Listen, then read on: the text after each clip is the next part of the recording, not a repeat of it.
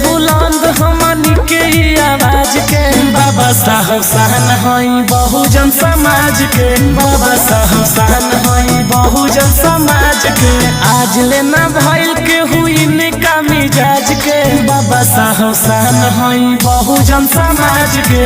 बाबा साहब शान हई बहुजन समाज के।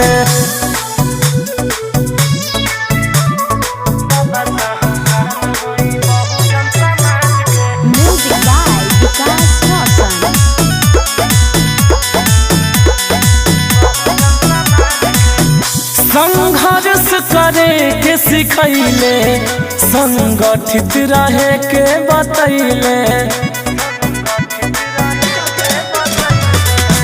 संघर्ष करे के सिखैले, संगठित रहे के बतैले। दिहले बदली शिक्षा के